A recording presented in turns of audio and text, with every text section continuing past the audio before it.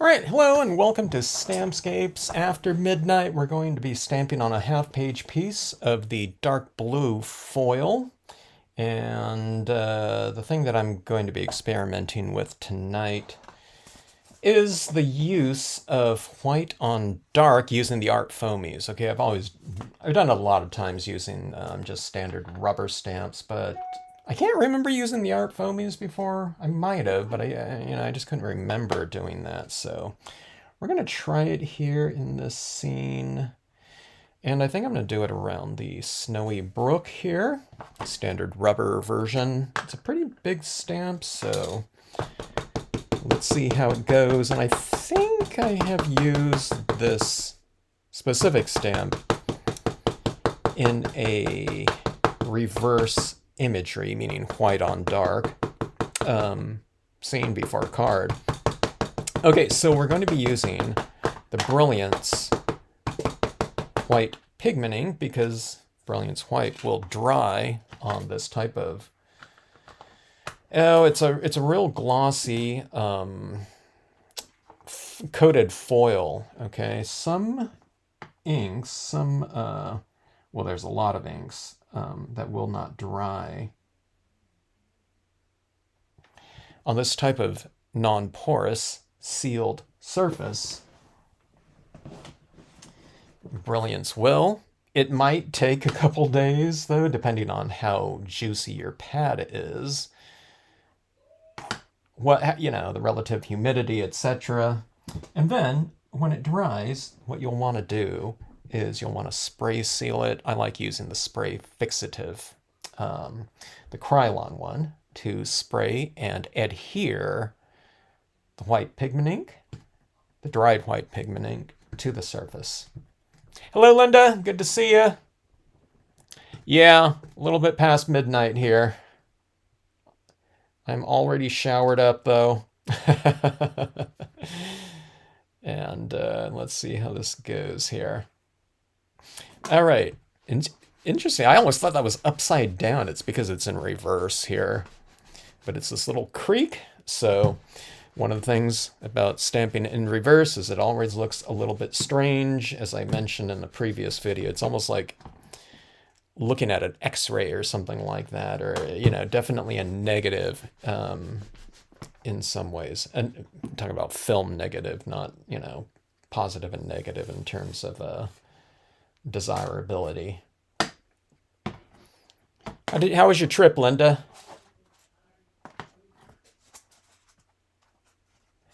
All right, let's go with, I'm going to go with a really large tree trunk here. Boy, this is a really big surface right here. Maybe I should re-ink this pad. I don't ink up my impression white pad too often because I don't make impressions in white too often, except for my word stamps usually. So I don't need to ink this up too often, but yeah, we got a couple big stamps here. So I think that could require some ink, additional ink. Okay. And let's see how this goes. All right, let's see what we'll be using here. We'll go about like so. The whole purpose of using this one is you might as well use a pretty good portion of it. I mean, you can also use it for the height only, but I'm going to go pretty big with this one. So, all right, so I'm going to ink up to about right here, and then, I don't know, probably all of the below. I had to clean this up because I've only used it with black ink. So hopefully I got enough of it off. The black ink. These are foam, of course, the ArtFoamies stamps, and it kept leaching out just a lot of ink, and when I thought I had it all, I just have it in the sink, and then it was like, oh, there's like a little residual kind of gray, ink, flowing out of it. So I kept having to go back and add more and more. This is one of those stamps that, if I was doing it right, I guess you can, it's okay to just put it right underneath the sink and, just put out in water. I just started pressing into it a little bit and scrubbing off the surface a little bit, and it, I don't know, seemed to do just fine. It's a really dense, I don't know, seems like very stable surface. Didn't seem to mind me kind of scrubbing it off like I don't know, not quite like a kitchen sponge, but I don't know. That's what I was thinking of while I was doing it. The Cowboy Trail in Alberta saw the larch. Oh, yeah. Aren't those amazing? Larch. I looked up, yeah, I looked up the Alberta larch, um, that one guy on the chat was mentioning. But I always kind of wondered about those trees, because I was doing a lot of reference photos in doing that cabin, the cabin nature sheets, and well, it looks great in white. Um, yeah, I didn't know what those were. It's like some kind of like deciduous, pine tree. I didn't know about that. But there was, I mean, they weren't like some kind of like a, aspen or maple or something like that. So I thought, what the heck is that? You know what I mean? There was trees and various states of color changes, right down to like the brilliant golden tones to seem like crimson red. So I don't know. I still feel weird about coloring those trees like autumn tones within those designs. So it's pretty interesting. All right, let's see. 3 weeks of camping, we saw points of diversity in weather. That's for sure. Yeah. What kind of weather did you run into? Where did you run into like super hot weather?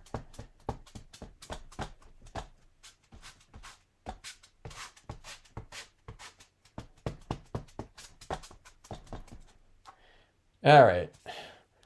That's not real clean, but I thought I should get that off of there. Unless I'm going to be doing some more white reverse images on here, which I don't know.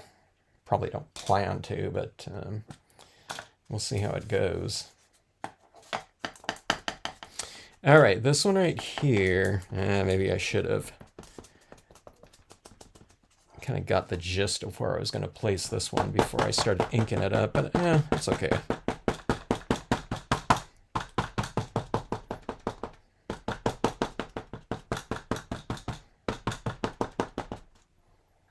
We're supposed to be coming up to in a heat wave here. We might be breaking some temperature records out in some of the deserts areas. And I was looking at some videos of news reports of Death Valley down here in California.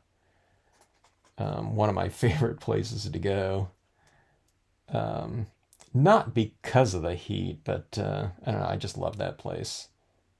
But I don't know what it would be in Celsius, but I think it's going to get up into the 130s Fahrenheit this week. I think it was. I don't remember when that report was from, but I thought it was recent.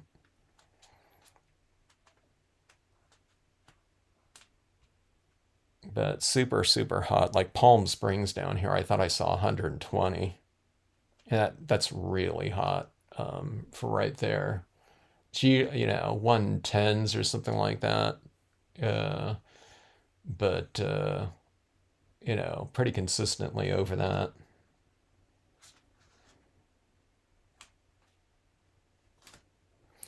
All right, so we have a couple big trees here. Okay, now look at that right there, how white it is. That's how white it was over here, so it is really changing values as it dries. It's becoming much more, it's moving towards transparency. It's not going to go all the way, but it's, you know, just somewhere in between opaque and transparent is translucent. So just different degrees of translucency in here. All right, but it kind of gives it an interesting look. Sorry about my cleaning time here. Hello, Catherine. Oh my gosh, 4 a.m. That's early. Or really late, Catherine.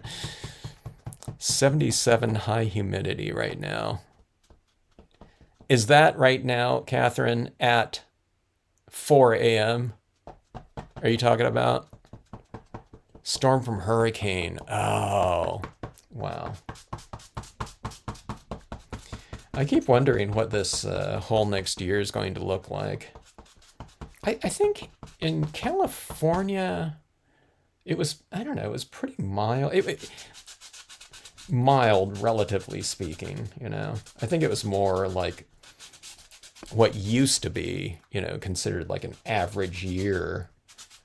The year before we had so much extra rain that extended into, I don't know, it was, I think May, you know, but there was, they call it April showers, but California, it's usually, the shower time's usually in February, March, you know. But that's what it was like this year, you know, kind of, maybe a little bit over average rainfall, but nothing too crazy.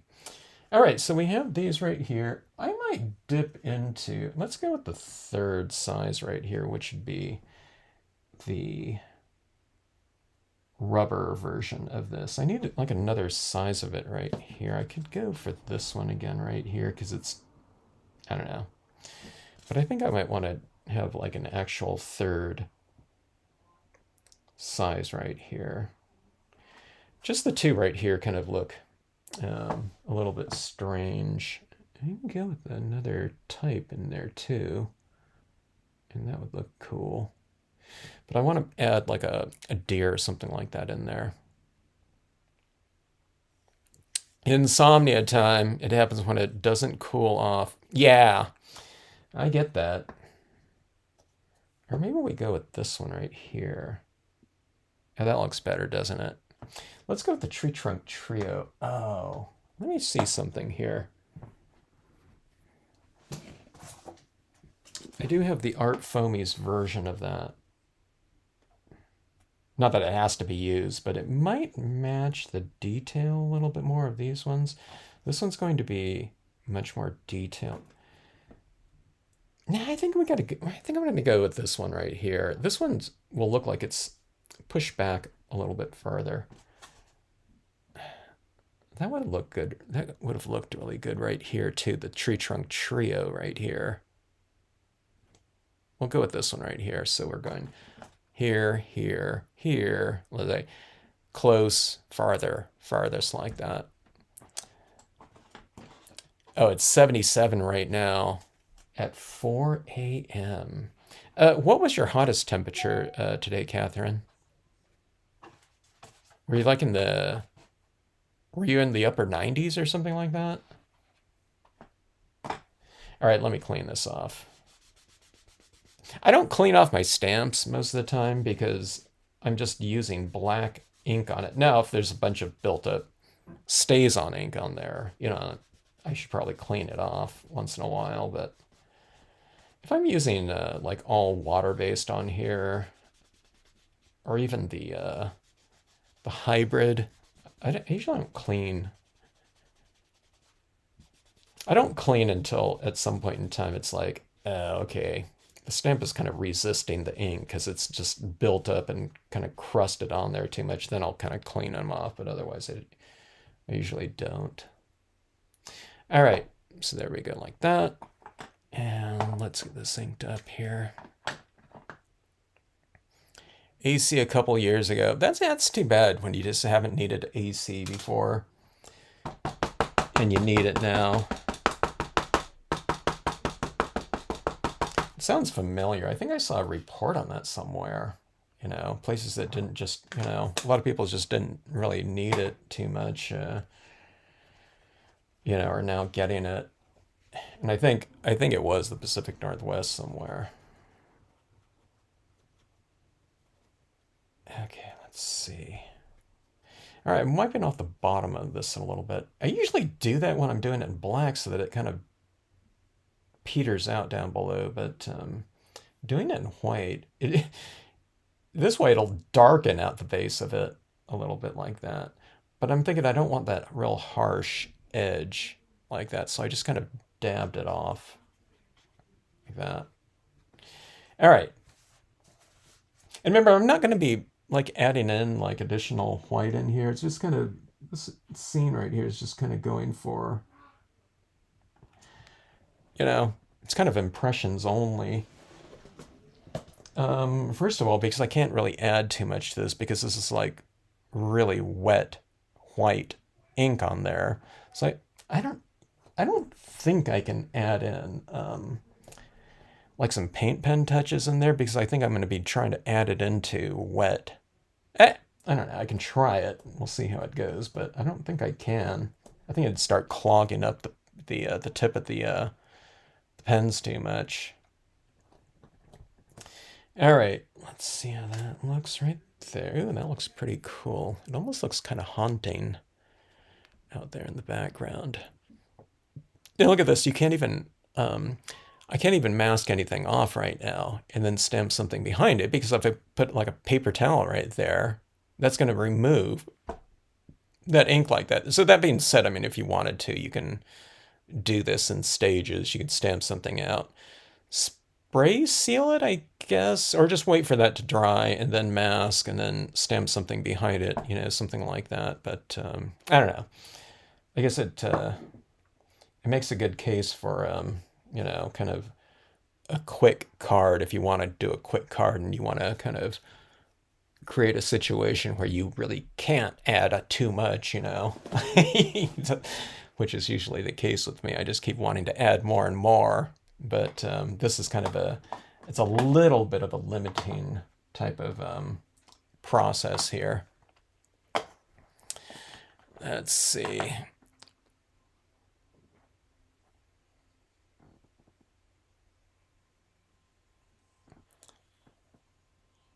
I've been to Florida, let me see, I think 4 times. I've seen the Orlando. I've never seen like the Miami area, like southern Florida. Orlando, a couple times. And then Clearwater, and then Jacksonville, you know.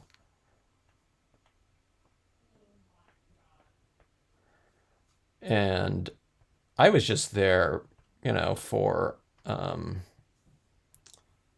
teaching some classes. And then for, I think I did the convention in Orlando twice. And I did the convention in Jacksonville. Not really as Stampscapes, but the coordinator of the convention had her own booth. And she was the coordinator of the convention. So, but I taught classes there. But I don't know. Is it me or, you know, those 3 areas of the state seemed, they had their own kind of, I don't know, kind of spirit or character to it, to me, from the outside looking in.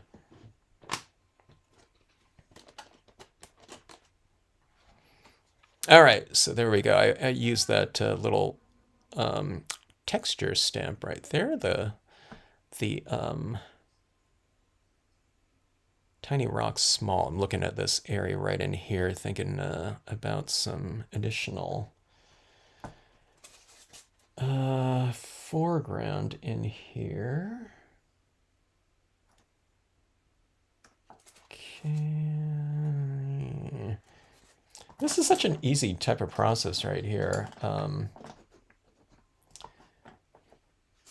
Some people in the Facebook comments comment things like, they wish they could do, something like that, but there's no way they can, And sometimes it's just a matter of me like doing a couple impressions in white on top of dark. And I guess that's a compliment, but I don't know. It's also kind of a, I don't know if it's frustrating, but it's, what I don't like hearing like stampers say, "Oh my God, I can never do that," or just crafters in general. When I know that something's, just stamping something out, it's just making the impressions. It's like not doing anything else. Instead of just doing this in black and going that, you're just doing it in white. So the ones where there's like zero technique, you don't want to hear people kind of, saying they can't,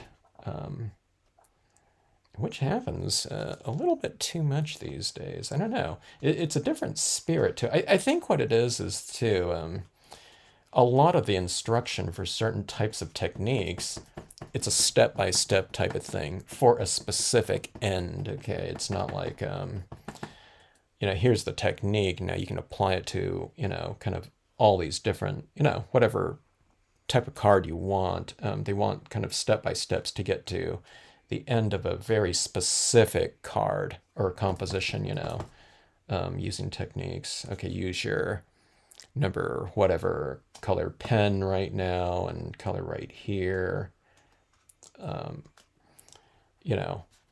Where kind of more technique-based things are a little bit of a different spirit to them from how they've learned how to do certain things.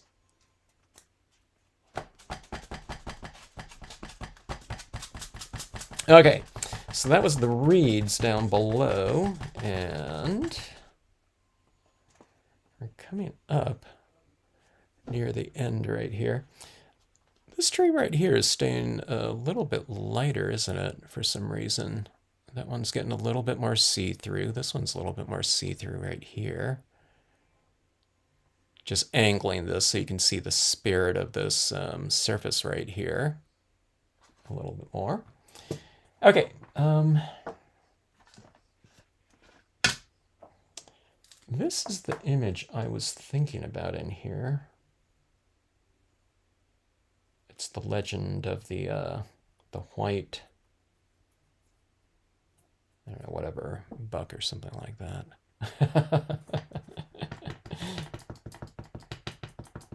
We need like a unicorn in there. But this one will have to do. White stag.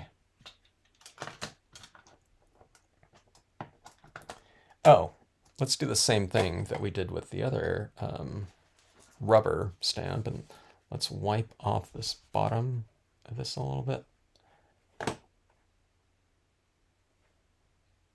I'm looking at this, is really juicy. I don't know. Maybe I inked up this appropriately for how much ink I'd need on these two gigantic foam stamps, but now we have a little stamp like this, and it's almost like too much ink on it. So this is where, from a technique standpoint, you have to be careful with this one, because it's easy to skew this because there's so much ink on that right there, and then you're coming into contact with a non-porous surface, and that ink can kind of squeeze out from from underneath the stamp and the surface. Normally, the ink is kind of getting absorbed into the surface somewhat. So this is not. So just even pressure, okay?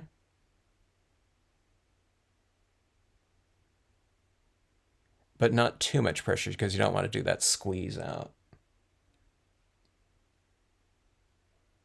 Allow the ink to kind of set up a little bit.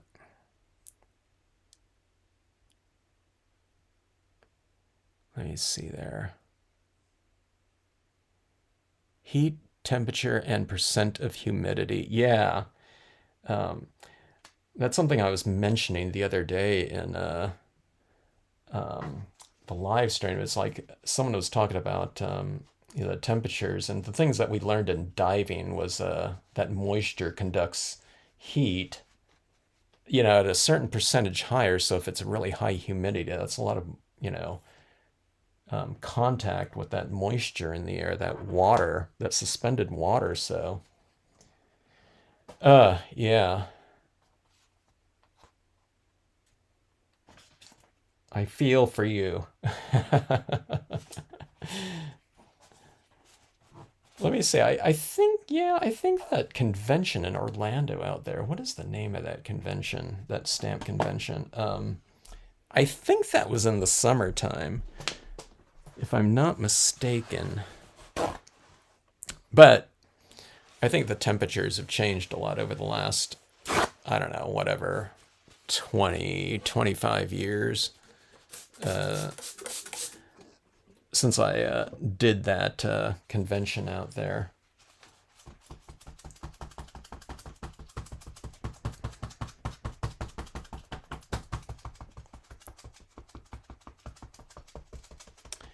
I cut that tree trunk trio so I can do just what you want. I was tired of masking. Ah, okay.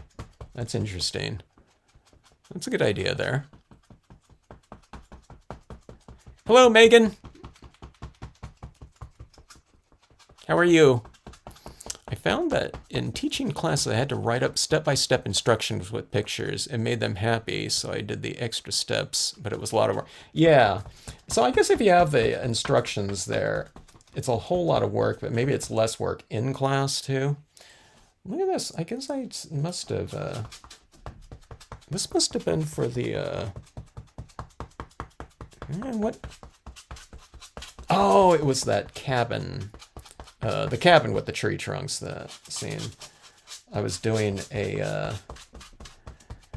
these leaves in a warm tone so I can layer them. Okay, so I'm really taking my time here because at this point in time, I don't necessarily, now I'm thinking about it. Yeah, I was gonna say, if I had some color on here, I don't want to color these out and suddenly there's yellow leaves and this kind of, this white, scene right here. So I'm really trying to get it cleaned up here. Hopefully I got a lot of it off. I didn't know what the stamps I was going to be using this video, but exactly, but if I knew I was going to be using this one, I would have taken it under the sink and really given it a good cleaning, but that looks fine. I don't see any yellow there. That kind of looks cool though, in white like that.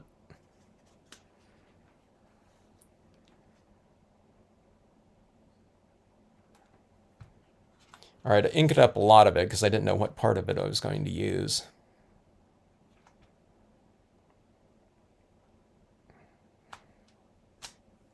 Oops, that looks a little bit blobby right there. It's not really blobby, I just can't really see it. The white on white. All right, let's see here. I will keep that in mind and I'll keep it away from the trunk. There. Let me go with a little bit of a less impression. I got a little bit of that, that area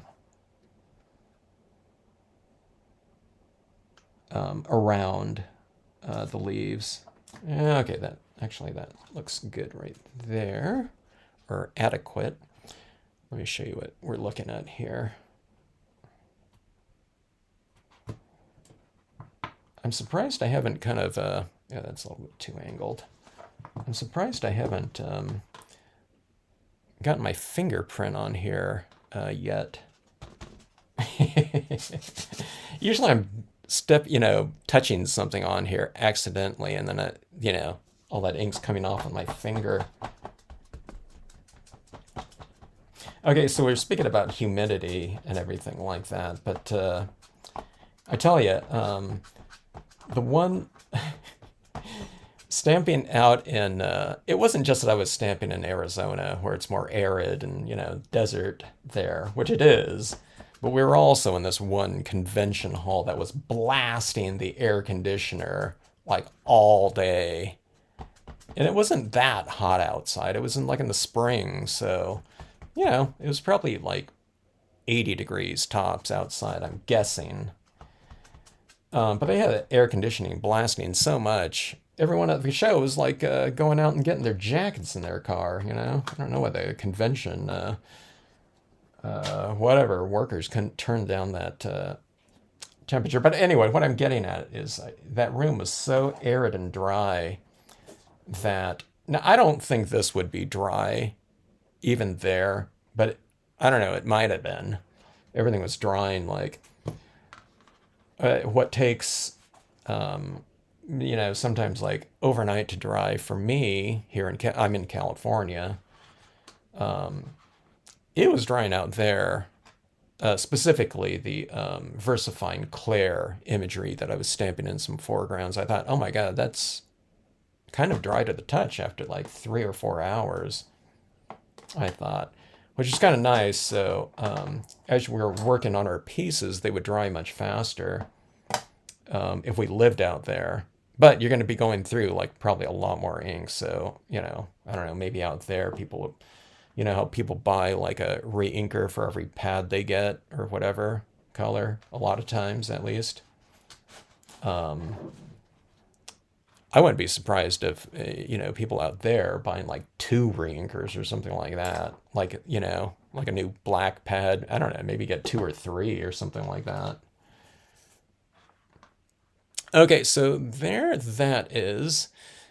The thing that's unifying these a little bit is that use of that little Tiny Rock Small pebble stamp, but we're going to splatter paint it. And when I splatter paint, these types of foil surfaces where, you know, we're not unifying anything through colors and shadows and everything like that. We can't on foil, so it's kind of nice to have some sort of unifying general texture. I mean, it doesn't look bad. This scene, it looks like it's come together pretty well. Or, you know, in terms of continuity, it doesn't look like, you know, a bunch of unrelated elements in here. I think it, you know, I don't know. It's a lot more, I don't know, whatever, grouped or linked, I guess, visually linked than I thought it would be. We'll see what it looks like when it dries, though. I don't know, you know. I'm not sure as it dries how much darker the imagery is going to look. Okay, so white paint, Dr. Martin's Bleed Proof White for me, in terms of having a nice opaque watercolor paint to add to this piece. And I'm just going to give it an overall kind of spray pattern.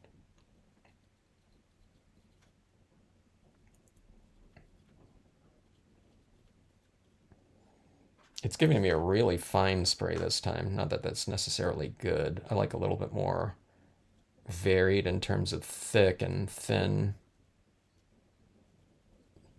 dots created.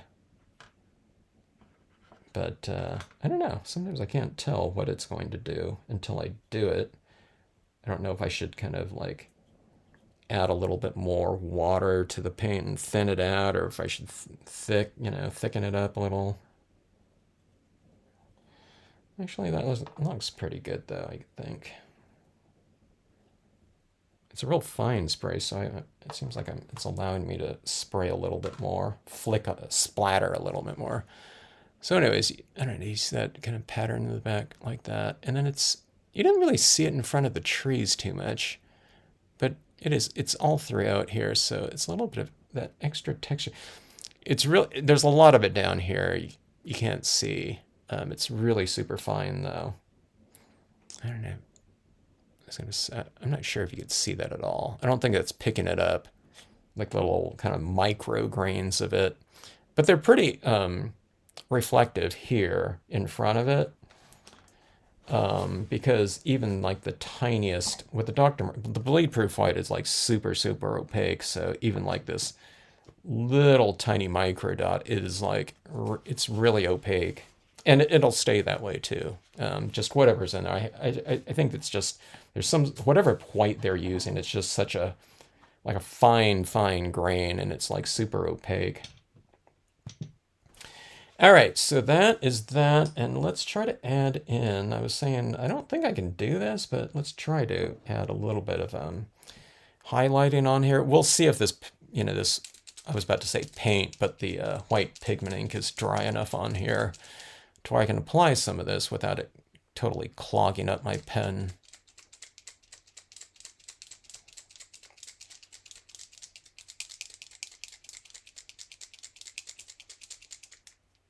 Yeah, it has a kind of a whimsical feel to it, doesn't it? Humidity bloom.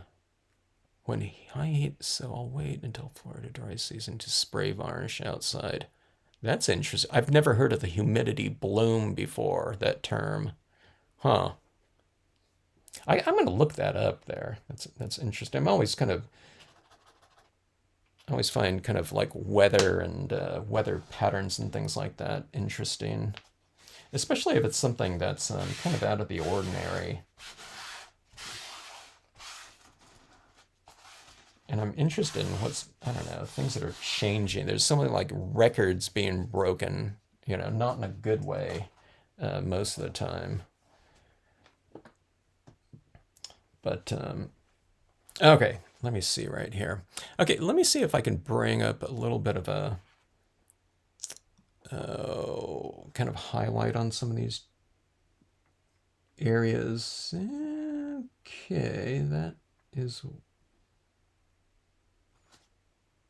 going on there pretty good. I need to be careful about my hand right here as I'm doing this. I'll extend this out a little bit more. Okay, this is an acrylic paint pen. It's flowing really well right now.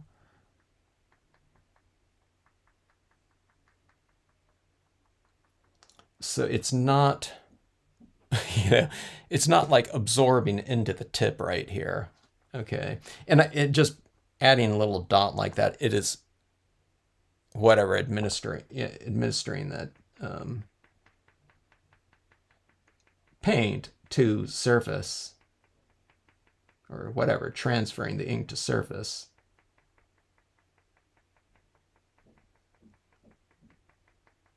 Let's see if it keeps doing that. Okay, I'm adding a little bit more kind of lighting right there. I just kind of arbitrarily just chosen one area to kind of have some light going across here. Okay.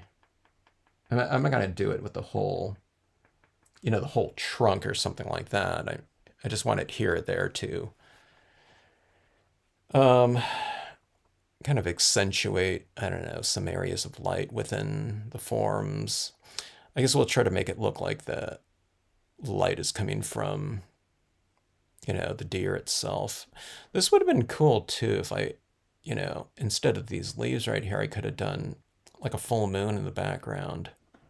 That might have been better, to have like this moon right back in here. I don't know if it makes sense though, because I think if there was a moon back here, this would be more silhouette. I don't know. Maybe we're not. I don't know. Maybe we're not going up like that.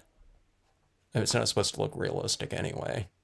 Everything's stamped in white. Okay, so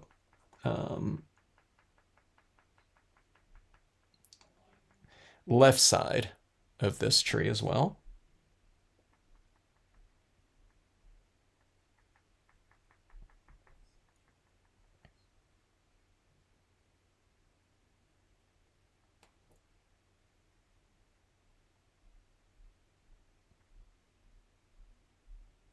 Or left side of the trees. I guess it's kind of adding to that little kind of whimsical element, right? And then this one right here, we'll go with the right side illumination, okay?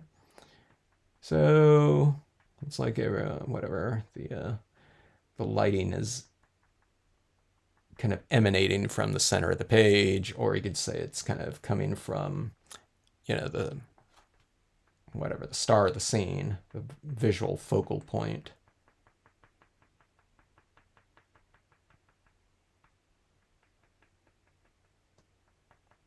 So what this will do too is, because, we're not working with a lot of different values here. We're just stamping everything in the same white.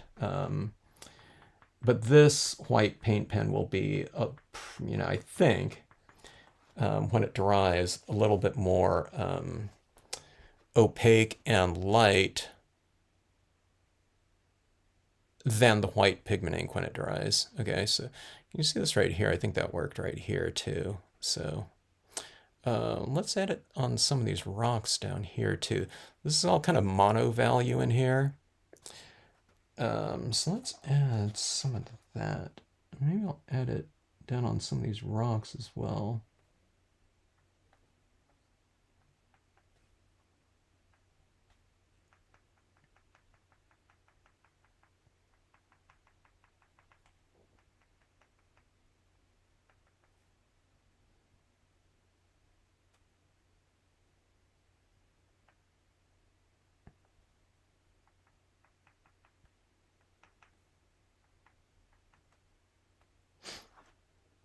All right, so this sand is getting a little bit cooler in temperature too, so be sure and keep warm as you watch this. Okay, let's do a little snowfall in here too. Okay, now that spray pattern, if I got a little bit more varied, I got some variation right back in here. There's some of these larger dots, and then it's mostly this really fine mist pattern in there. So this will give us that variation. Whatever that was not achieved through just strictly splattering.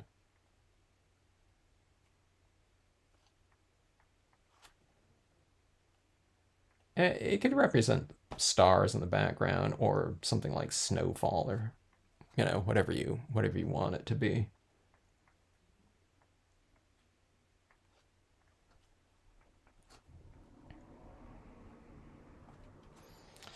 Okay, like that. I'm a little bit too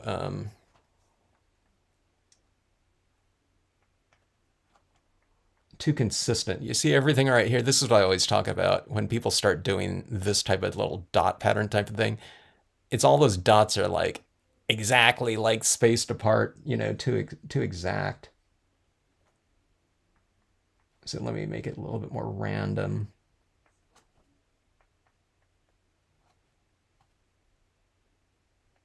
Or varied looking. All right, there we go, like that.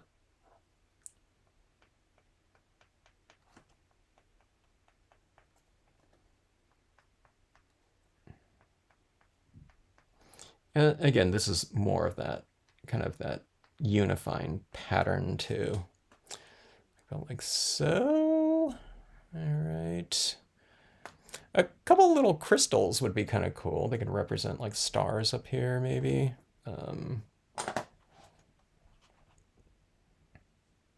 Let's do it. I haven't done that in a long time.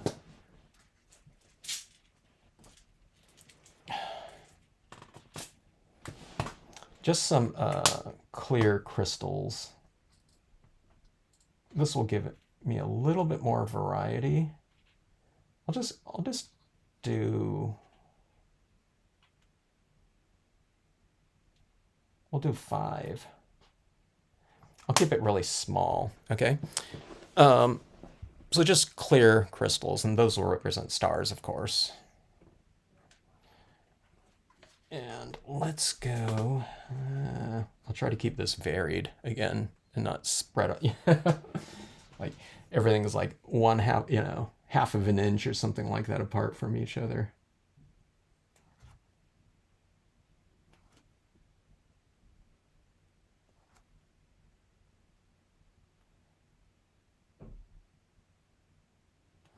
Now the only thing is when I do this with all that white in the background, it's sometimes hard for me to see where I've added that glue, because the glue starts drying pretty fast.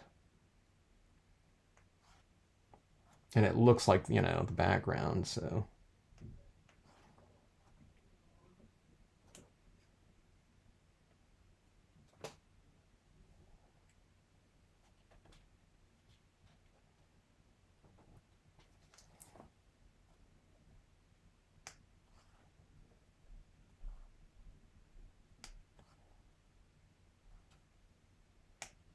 All right, I remembered where they all went, shockingly. All right, yeah, there you go. See those little twinklies up there, like that. They would stand out a lot more, you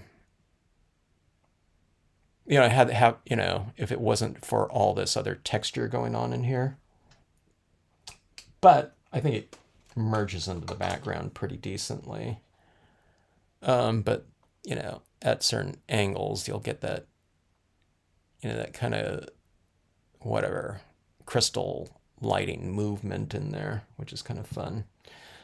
All right, but anyways, there we have it right there. Our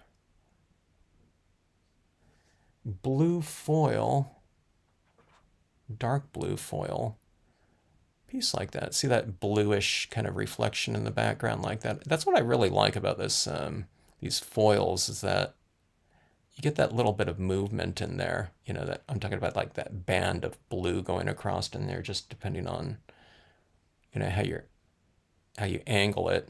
I mean, that doesn't look good, but you know, if someone's looking at it under normal lighting, they're not going to see it like that, because you know they're going to have like the super blinding studio lights reflecting in there. But see that little like thing like that? I mean, it looks like a little, I don't know, whatever, like northern light or something like that in the background. Or if you just see it like this, that's this area down here. You can see my hands kind of reflecting in there, but that little bluish glow right there looks like bioluminescence or something like that. It's just from the, you know, the paper, you know, kind of, or I don't know, where is it? It's like, I'm trying to find where that reflection is coming. It's coming from somewhere. I don't know, but that looks pretty cool like that too. All right, so anyway, I don't know. Maybe that wasn't so much of a super quick scene, but it was pretty fun though. Pretty fun technique. It's, you know, it's basically like, you know, kind of stamping out your thing and then just kind of splatter painting on there. Let me see. I'm going back and reading what you guys are saying here. Yeah, Florida. I got to get down to. I got to get up in that. Oh, the not the Everglades, but oh, I forgot where that photographer has his studio. I can't even think of his name offhand right now. I'm looking at his books right now.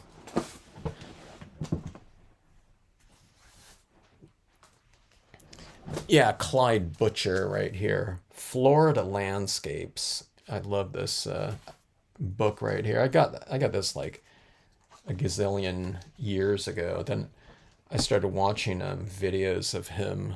You know, he shoots all this stuff on old-fashioned large format cameras, film, where he's taking these super long exposures. But I don't know. I just love some of these types of scenes like this. This is the type of thing that I wanted to be able to stamp when I did that Bayou, you know, series or set. Here.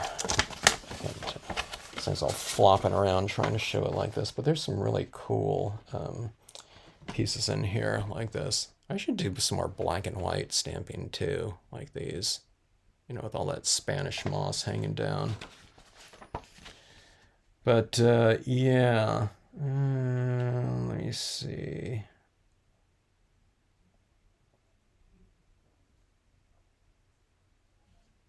Well, I guess he did say the Everglades, but there was this other area down there. I don't know. Maybe it was the Everglades. You know. See, here, there he is with his camera right there. I mean, that's, yeah, he had a stroke a few years ago, but that's what he was shooting on, like recently. So, yeah. But yeah, I need to get over there again. I didn't have enough time to do very much kind of sightseeing either because I was always teaching classes when I was down there. I did get over to like Disney World though, and Epcot on one of those trips, just because I'd always kind of wanted to see it and never had gone before. But yeah, humidity bloom. God, that doesn't sound too good. Megan was about to go to sleep. We're keeping her up. Bane of artists who use acrylics. Spray varnish. It can look like a milky fog cast. What the heck? Humidity trapped between the artwork and the clear acrylic spray. Well, that's what you're saying. You're going to say you're going to wait for the, to spray. Really? That's interesting there. Because I think I've spray sealed some of my pieces well. They were still wet just because I, was like impatient. I had never really considered that though, in order, of it possibly doing something to it. The workable fixative though, I don't know, you wouldn't think it is kind of porous, but I think it is though. Just because it dries like super fast, or maybe it's just like a thinner spray, but still sealed off. But of course, it has that extra tooth to it, so I don't know. I guess if you have to spray something, Catherine, maybe the fixatives, could be there for you potentially, without doing anything kind of detrimental to the pieces.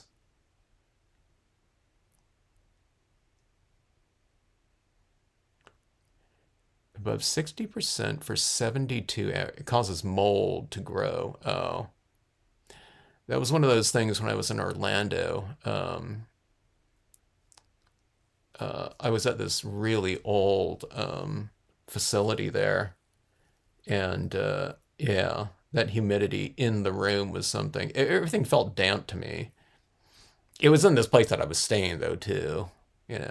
I think it actually had like an old vending machine with like bottled Coke. I didn't try it out, but that's what it reminded me of. Stays on white pigment ink. Yeah. Yeah. The thing about the stays on white pigment ink, I would use all the rubber versions. I definitely wouldn't use, I don't know, definitely, but I would really hesitate to use a stays on ink on foamies though. I guess we have the stays on cleaner though, but I don't know if I'd want to use like a, like harsh type of thing on a very porous foam surface like the foamies like that. But yeah, the stays on white with the rubber though would be pretty cool. And of course, yeah, and like you said, it would dry really quick.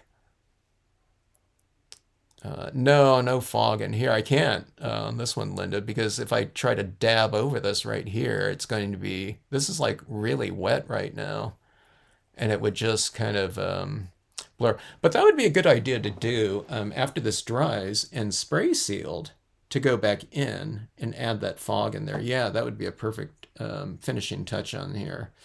So I'd add in the fog after spray sealing in here, after drying and spray sealing, and then add that layer of pigmenting fog, and then let that dry, and then spray seal that again. Yeah, why don't we do that? I'll finish this piece off. It's looking a little bit busy and super textural, and that's what usually that fog remedies, instantly. So that's, yeah, that would be perfect as a finishing touch on here. So on here, like, I'm kind of surprised though.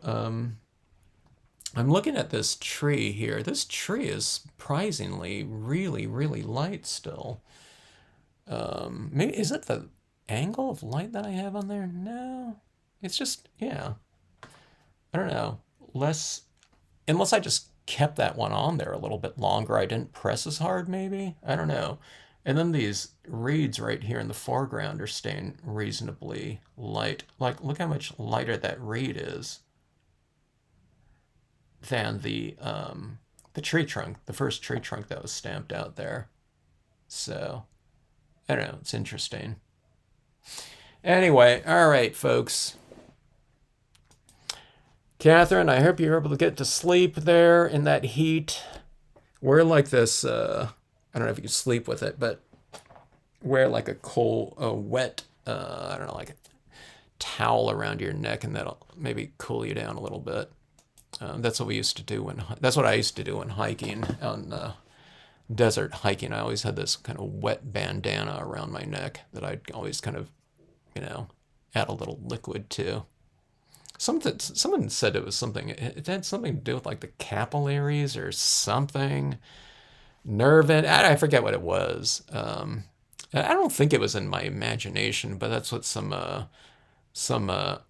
old desert hikers gave me the tip of doing. It was always kind of a wet bandit. And then there was some kind of thing too. Oh, I know. There was these like scars made out of a certain material that were for that too. I don't know, they held moisture a little bit easier, so I bought one for my son and I, and we used to hike with those. All right.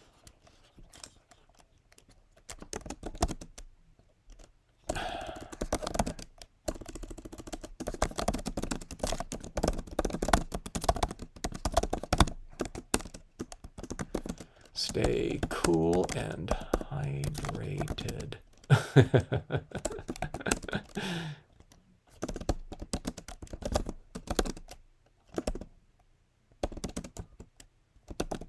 Good night or good morning. All right, folks. Thanks for joining in. Hope to see you in the next live. If you want to cool down, get your wear your mittens for the next live. We'll try to get this whenever this gets dried out. We'll do another little session in here, and we'll finish this piece off right here with an additional finishing layer. All right, good night, everyone.